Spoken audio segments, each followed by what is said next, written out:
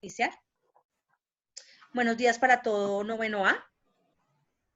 Tenemos hoy nuestra clase sincrónica sobre taxonomía y arrancamos con, primero, llamado a asistencia, segundo, información varia sobre el proceso de biología y tercero, explicación sobre taxonomía. Entonces arranquemos con la primera parte. Voy a verificar rápidamente. Esteban, ya lo vi por ahí. Cristian Araque.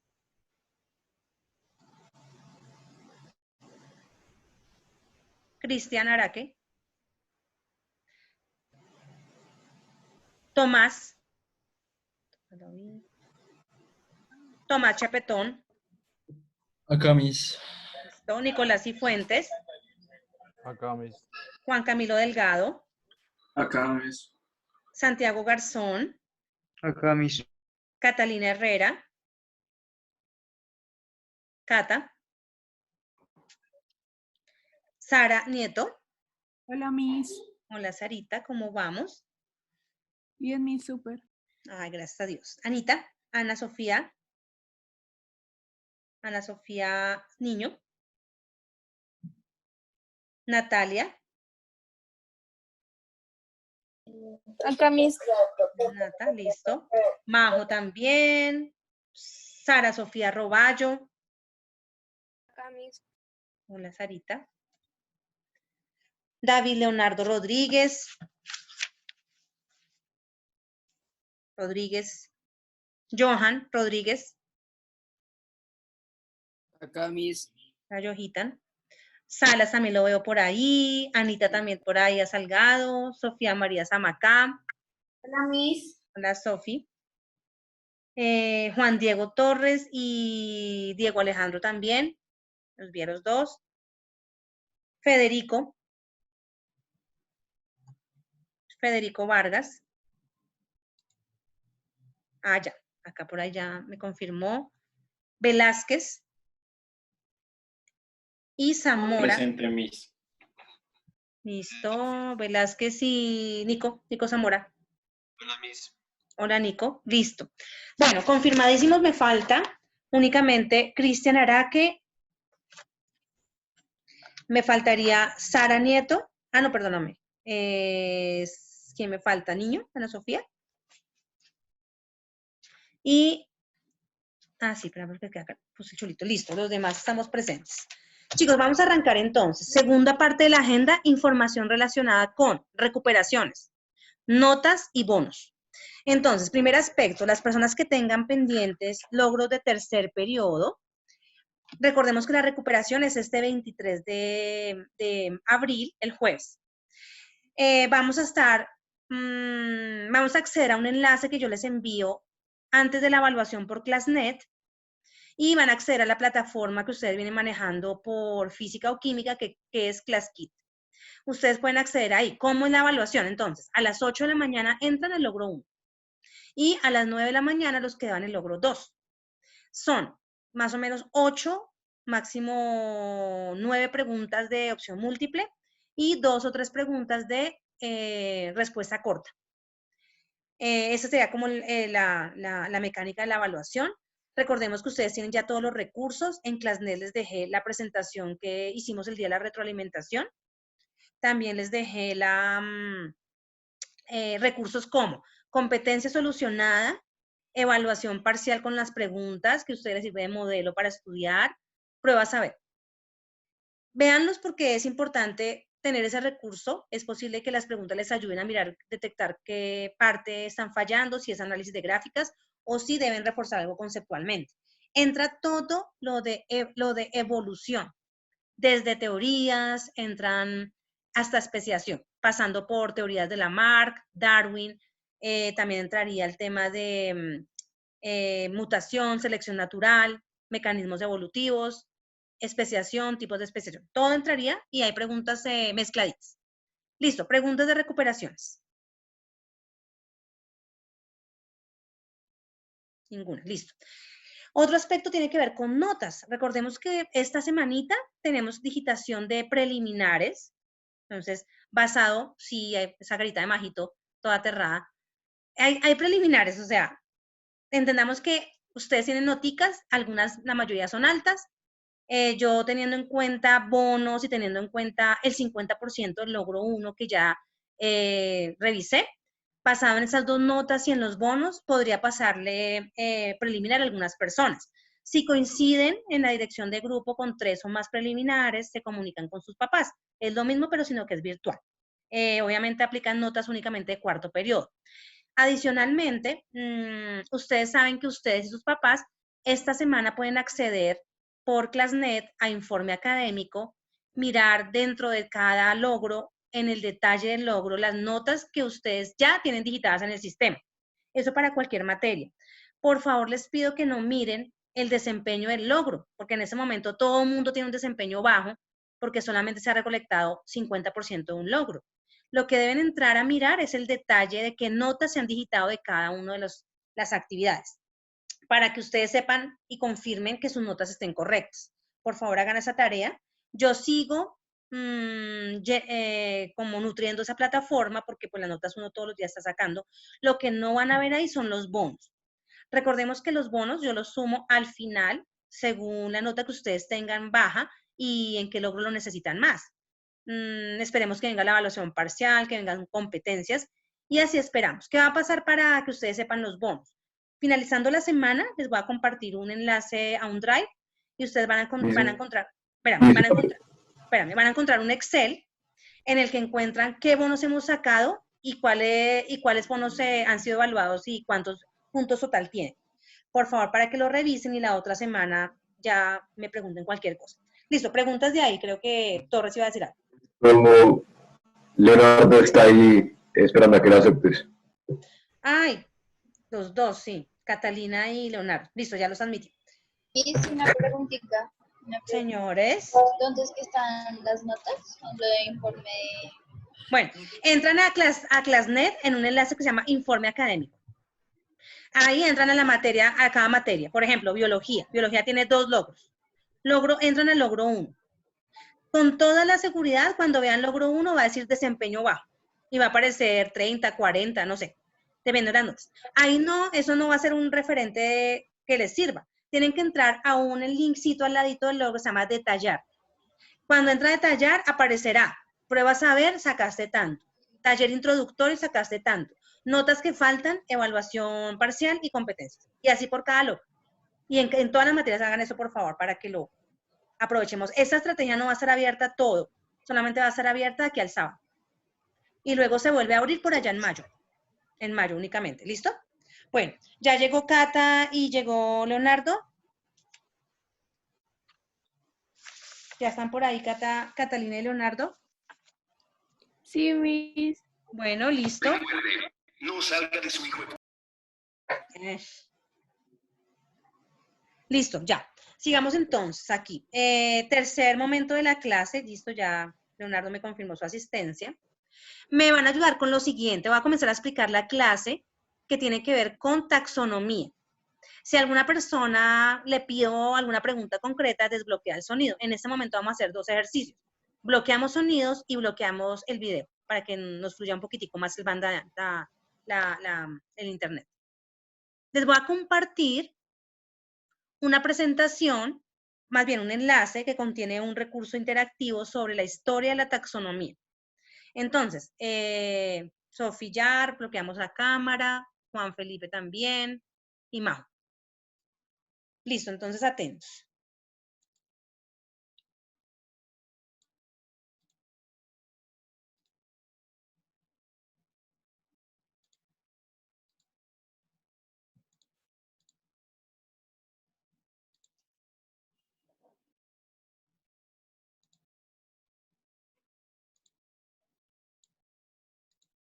Bueno, listo. Todos están viendo la presentación que inicia con historia de la clasificación de los seres vivos. Entonces, Sí, para arrancar esta explicación, gracias, listo. Entonces, ojo con esto. Cuando hablamos de taxonomía, estamos hablando de una rama, una disciplina biológica que se encarga de clasificar y agrupar seres vivos. Entonces, ¿por qué es tan importante clasificar seres vivos? Porque es que realmente los tipos de seres vivos que hay son diversos. Más o menos los científicos calculan que en el planeta Tierra podrían existir 100 millones de especies. Y en toda la historia de los cientos de años que hemos hecho ciencia, que se ha hecho ciencia a nivel de clasificación, solamente se han llegado prácticamente a conocer y a identificar Juan Torres. Ay, ya. Bueno, ya. Más o menos se calcula de que solo 2 millones de especies se han podido identificar y describir. Esa es la tarea de la taxonomía, que es identificarlas, saber qué tipo de animales son, plantas, qué tipo de hongos son, o sea, saber a qué grupo le pertenece. Pero también, a partir de las características, saber si realmente pertenece a ese reino o no, o si pertenece a ese filum o no. Entonces, ¿cómo arrancó la taxonomía? Nada más ni nada menos que arrancó por Aristóteles. Aristóteles, que es como el primero que hizo grupos, él hizo grupos entendiendo que lo que se movía estaba vivo. Para su época, antes de 350 años antes de Cristo, era importante y podía entender que su mecanismo de clasificación era el movimiento. Era algo lógico para la época. ¿En qué se basó él? En observar y diseccionar animales. Por lo tanto, él en su época, todo lo animado, lo que se movía, lo clasificó en dos grandes grupos. En los animales de sangre roja, que actualmente son la mayoría de los vertebrados, y los animales que no tenían sangre roja, de tal manera que eran los actuales vertebrados. Él no los llamó reinos, sino solamente los llamó Enaima y Anaima. Primera idea de clasificación de la historia de la humanidad. ¿Quién? Aristóteles. ¿Qué nos aportó él? Pues un registro organizado, una forma de clasificar por diferencias y por rasgos iguales y rasgos diferentes. De una u otra manera, ya nos da un primer reino que actualmente es uno de los vigentes, que son los animales. Pero uno de sus discípulos, que fue Teofastro, siguió con las ideas aristotélicas, pero él le adicionó un grupito y dijo, bueno, yo veo que hay cosas que se mueven y están vivas y hay cosas que no se mueven pero crecen, que son las plantas. Entonces, adiciona un nuevo grupo a la clasificación, de tal manera que desde Teofastro se conocen los grupos de animales y los grupos de plantas.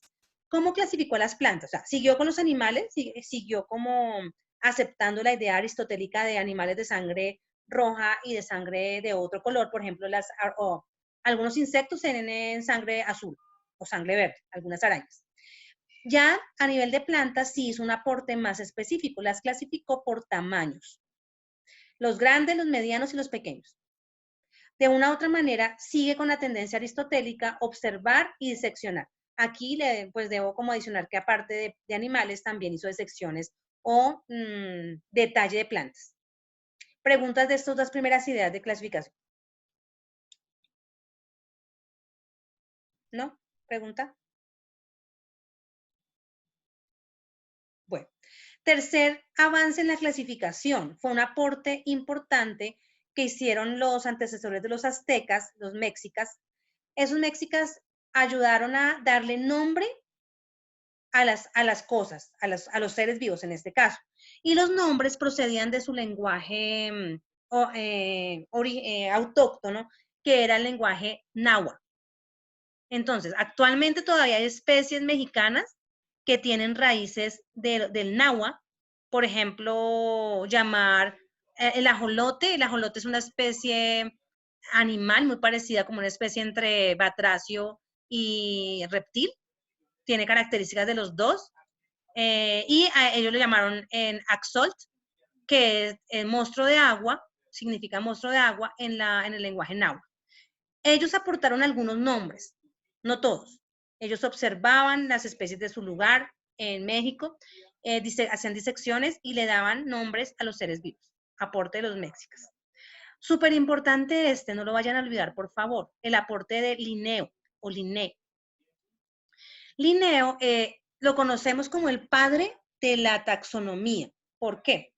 Él hizo dos aportes súper claros. Primero, usó nombres científicos para garantizar que toda la comunidad científica conozca a una especie independientemente de cómo la llamemos. Voy a decir un ejemplo. En Colombia y en Latinoamérica tenemos una especie que conocemos como arveja. Es un vegetal comestible, las arvejas. Pero si uno va con ese nombre a Europa, quedan perdidos. Allá se llama guisante. Entonces, como los nombres tienen nombres regionales, desde Linneo, los científicos le comenzaron a dar un nombre latino o griego a las especies. Por ejemplo, esta especie de rosa de Castilla puede habitar en muchos continentes. Para todos los científicos se llama rosa gallica, aunque para unos sea la rosa de Castilla, la rosa mediterránea, la rosa simple o común. Vamos a tener un lenguaje común que nos ayude a identificar especies. Y el otro aporte de Linneo es establecer unas categorías taxonómicas que aún están vigentes. Entonces, ¿qué le aportó a la clasificación? Siguen habiendo, bueno, entonces, ya, si ustedes se dan cuenta, aparece la palabra reino. Antes eran los dos grupos, pero no se llamaba reino. Y debajo de los reinos están las categorías como filum, clase, orden, familia, y las más específicas que son género y especie. Por ejemplo, para el caso del maíz, el maíz se puede llamar teocinte, o hay muchas maneras que le llaman en México a los maíces, o en Bolivia se puede llamar de otra manera, pero esa condición hace que podamos clasificar a los seres vivos dependiendo a qué reino pertenecen, a qué familia pertenecen, qué género es, y eso sigue estando vigente, la clasificación de Linneo. Por eso lo conocemos como el padre de la taxonomía. ¿Preguntas hasta acá?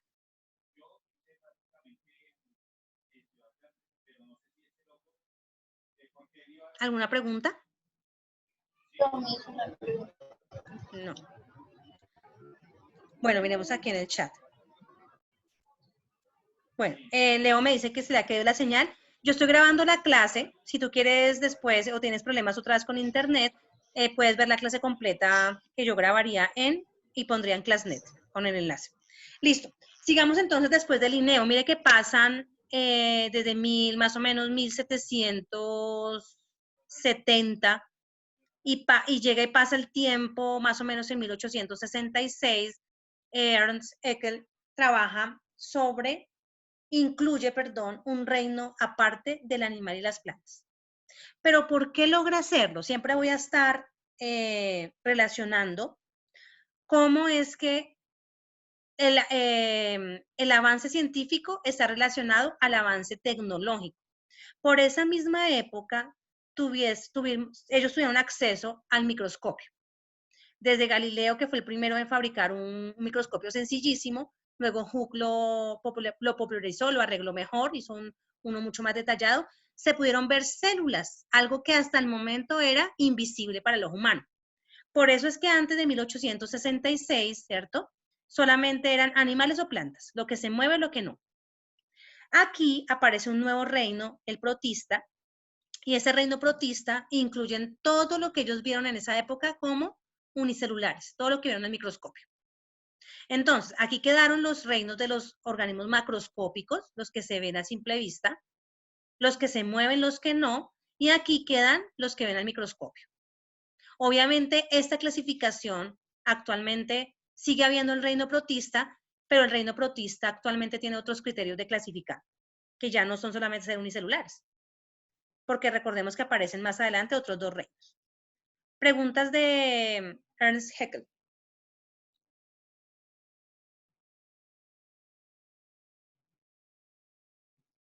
Entonces, aporte de Haeckel propone el reino protista, donde clasifica los unicelulares. Bien.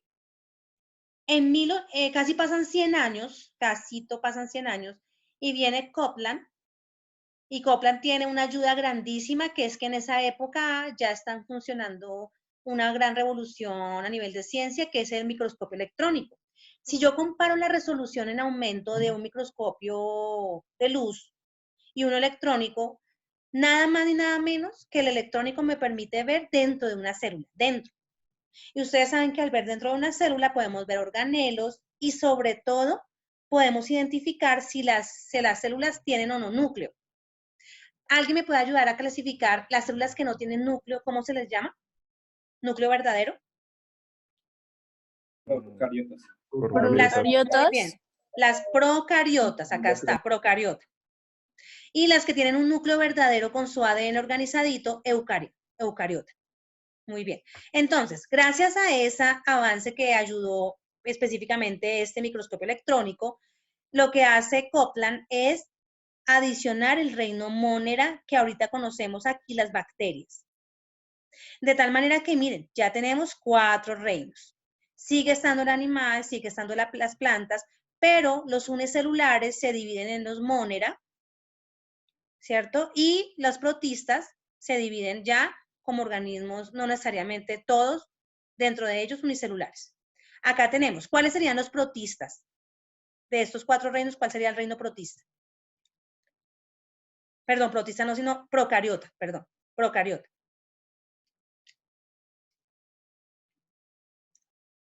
Por acá. Las moneras. Muy bien, las móneras, Esteban, muy bien. Esteban, vas bien, sí. Entonces, el reino procariota sería el mónera y estos 3 reinos, los eucaria o eucariotas. Entonces, ese es el aporte de Copland, adicionar el reino mónera, en donde se entiende que están las procariotas como las bacterias. Más adelante, ojo porque esta es la que prácticamente a nivel de reinos está establecida desde esa época, 1969, más o menos reciente, para la ciencia es un tiempo reciente, vemos cómo Whittaker adiciona un reino. ¿Cuál es? ¿Cuál ven nuevo ahí? Fungi. El fungi, muy bien. Por aquí en el chat también me contestaron bien, el fungi. Gracias, Estevita. Ese fungi es sacado, resulta que antes de 1969, los reinos Monera, que eran las bacterias, y los fungi estaban dentro de las plantas. Bueno, perdón, los Monera estaban dentro de las protistas y los fungi estaban dentro de las plantas. Ya sabemos por qué sacaron a las plantas, porque son procariotas. Pero los fungi fueron sacados de las plantas porque básicamente no cumplen 3 condiciones de las plantas. ¿Quién me quiere decir que no cumplen? A ver si lo pueden deducir de lo que saben. Que hagan fotosíntesis. Primero, muy bien, Pipe. Todas las plantas son autótrofas, o sea, hacen fotosíntesis, son fotoautótrofas. Los hongos no, por lo tanto, salieron. ¿Qué otra cosa? Que no tengan pared celular. Bueno, no, los 2 reinos tienen pared celular. Tanto plantas como fungi sí tienen pared celular. Lo que pasa es que están hechas de sustancias diferentes. Los fungi, aquí lo decimos, la pared celular de los fungi está hecho de quitina. Muy bien. Y en cambio, las de las plantas están hechas la pared celular de celulosa o de lignina, dependiendo si es colénquima y esclerénquima. Entonces, por eso tuvieron. Segundo criterio. Tercer criterio. Bueno, hablemos de 4. Tercer criterio, las plantas tienen raíces verdaderas que les permite absorber. En cambio, los hongos no tienen raíces verdaderas, tienen unas especies de ramas en el suelo que se llaman las hifas. Pero ellas, ojo, son las que les permiten hacer una nutrición heterótrofa, no autótrofa como las plantas. El cuarto criterio, ojo, que me lo colocó acá Esteban en el chat. La reproducción. Bueno, la reproducción, las plantas se pueden reproducir de forma sexual asexual y también los hongos. O sea que por ese criterio, los hongos seguirían dentro de las plantas.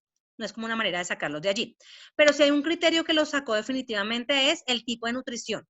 Como es una nutrición heterótrofa, los hongos se especializan en descomposición. Muy bien, por ahí me lo escribió Esteban.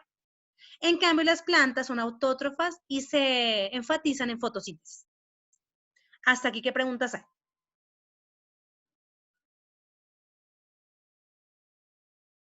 Esta explicación va a ser súper importante para unos talleres de taxonomía que vamos a hacer y esto entra en la evaluación que va a ser en mayo. Entonces, atentos porque este recurso va a quedar, es un recurso pues muy actualizado y les sirve mucho. ¿Qué le ayudó en 1969 a Whittaker para trabajar en eso? Primero, que siguió trabajando con microscopios electrónicos y segundo, habían pruebas bioquímicas que le ayudaban a determinar qué sustancias químicas habían en los seres vivos. Entonces, estos 2 avances ayudaron a poner un nuevo reino. Más adelante, ojo, ¿qué hizo Carl Woese? Carl Woese en 1977 lo que hizo fue, él siguió de acuerdo, estuvo de acuerdo de acuerdo a las pruebas que él hacía. Él trabajó ya genética molecular, una prueba mucho más específica a nivel de tipos de moléculas, y él establece dos cosas. Primero, que por encima de los reinos hay unos dominios. Él estableció 3 dominios. Esta clasificación es la que está vigente más actualmente, aunque hay detractores. Entonces tenemos los reinos, hay 2 dominios que son procariontes o procariotas, que son las bacterias y las arcae. Esa es una novedad de él. ¿Por qué las separó así? Resulta que cuando él hizo pruebas genéticas y moleculares, él se dio cuenta que las Monera tienen un metabolismo diferente a las arcae. Entonces él las separó. O sea, dentro de las Monera habían 2 tipos de metabolismos. Las bacterias típicas, que son heterótrofas saprófitas. ¿Quién se acuerda que es un heterótrofo saprófito? ¿Cómo? Que es un heterótrofo saprófito. Saprofito. O saprobias, algo así. Pues, ¿alguien sabe qué es heterótrofo? ¿Algún organismo?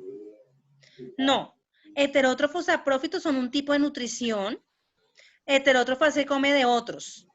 Pero exactamente qué come de otros individuos que están muertos. Descomponen O organismos sea, carroñeros. muertos. Es como en los animales los carroñeros, muy bien.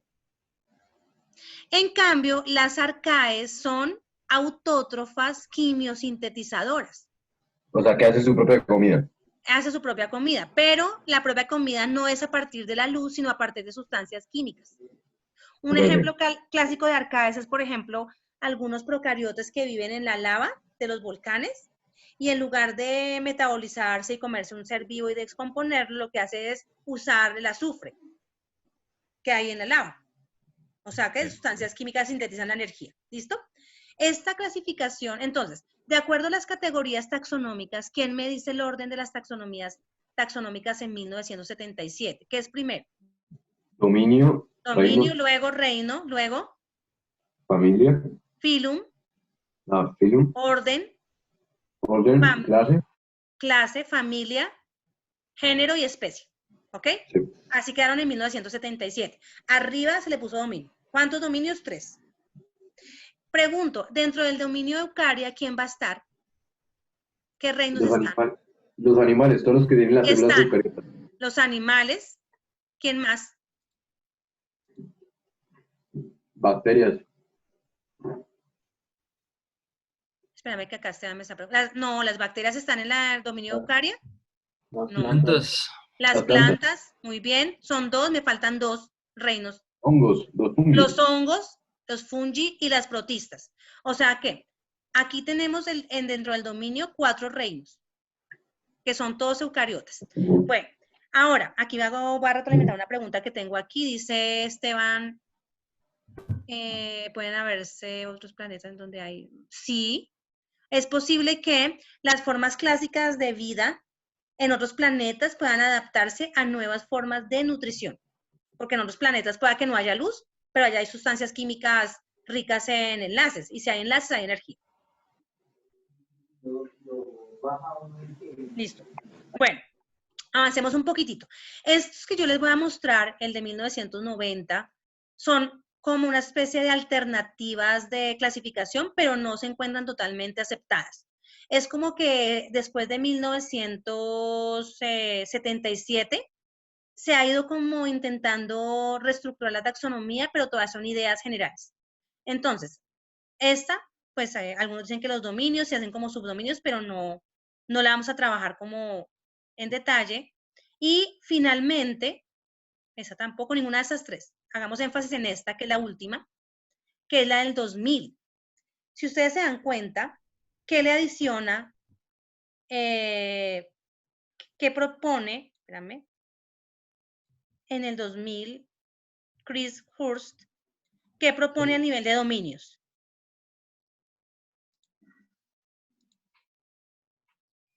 El ACARA, muy bien. El ACARA es un dominio que propone en el 2000 Hurst, que habla de incluir a los virus. Eso mueve totalmente la ciencia porque es que los virus todavía a la actualidad en el 2020 no se trabajan como un reino. ¿Por qué? Porque se supone que no tenemos un conocimiento de los virus que nos permita clasificarlos. Es más, los virus actualmente se puede afirmar que no cumplen con las características propias de los seres vivos. ¿Quién me puede detallar por qué no cumplen con esas características? Son 3 características de los seres vivos. Reproducción. Primero, tener una forma de reproducción propia. Los virus no se tienen que meter en nosotros, dañar nuestro ADN, o sea, ellos no se pueden replicar ni multiplicar en el ambiente. Por ejemplo, con esto del coronavirus, pueda que el virus esté en una saliva, esté en un elemento inerte, pero él no se está reproduciendo en el ambiente. Tiene que usarnos a nosotros y cuando entra a nosotros, usa nuestro ADN para poder replicarse. O sea, no hay una reproducción. Segunda característica que a los virus no los hace unos seres vivos. Muy bien, Nicolás Zamora me dice que no tienen material genético. Oh, no es que no tengan material genético. No tienen material genético completo. ¿Qué significa? Ellos se han especializado en coger del ambiente segmentos de ADN o de ARN. No tienen los dos. Y son pedacitos. O sea, no tienen como tal un genoma completo.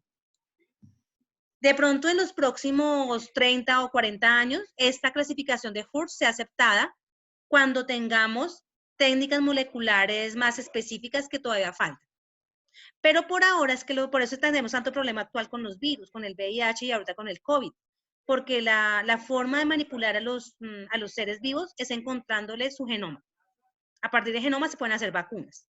Como los virus como tal no tienen esa capacidad de ser identificados completamente por su genoma, los virus como tal, en su mayoría, no se les puede encontrar vacunas, se les puede encontrar tratamientos que ayudan a que no nos maten. Dice entonces el coronavirus que...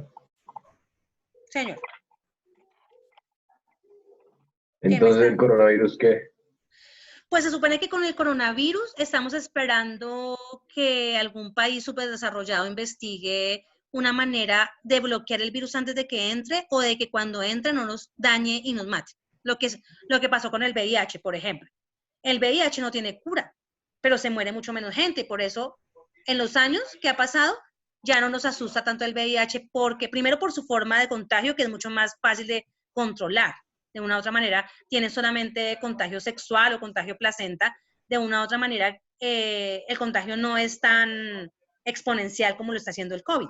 Sin embargo, cuando hablamos de los virus, sobre todo el COVID, lo que estamos esperando es el tratamiento para que los síntomas se manejen. Ellos en los medios hablan de una vacuna.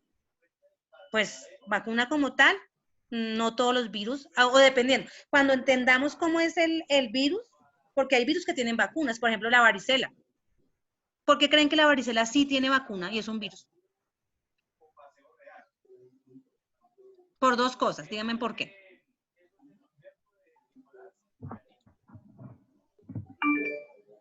Dieguito, ¿por qué crees que los virus como la varicela sí tienen una vacuna y el VIH y el COVID como que se nos complica la vacuna? ¿Recuerdan el concepto que vimos de mutación? Sí. ¿Qué es una mutación? Un cambio en los genes.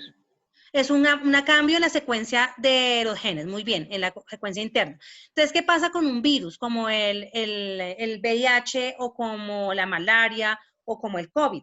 Muta demasiado. De tal manera que si llegan a encontrar cierta vacuna, es como restringida su efectividad. En cambio, la varicela, por eso existe vacuna contra la varicela y es preventiva, el genoma de la varicela ha permanecido igual y por eso su grado de efectividad es superior del 99% la vacuna. ¿Listo? Bien, para finalizar, ¿qué nos queda y qué nos resta entonces en el minutico? Pues nos quedan muchas preguntas. Sabemos que la taxonomía es una ciencia en construcción, no es estática, que los avances tecnológicos han hecho que puedan surgir nuevas ideas científicas y que nos queda demasiado por clasificar en el mundo. Demasiados seres vivos que no conocemos, que no los identificamos y que no tenemos ese prospecto. Bueno, acá para terminar me está preguntando Estevitan. Bueno, porque las vacunas a nivel tanto comercial como epidemiológico, deben tener una alta eficiencia para poder tanto fabricarlas como difundirlas. Si no tienen una eficiencia, por ejemplo, Elkin Patarroyo, me queda menos de un minuto, pues no tiene una parte de la vacuna, pero no es efectiva para todas, por eso la vacuna no se ha oficializado. Bueno, chicos, para terminar la clase, por favor, vamos a hacer lo siguiente. El día viernes vamos a arrancar con el laboratorio número 1. Ahí están las indicaciones. Van a tener no solamente el viernes para adelantarlo, sino como es más largo, vamos a dividirlo en 2 sesiones. Ustedes están pendientes de la agenda el día viernes para desarrollar la actividad de laboratorio que es del logro 2. En este momento, como ya se me estaba a acabar el tiempo, entonces prácticamente damos por terminado.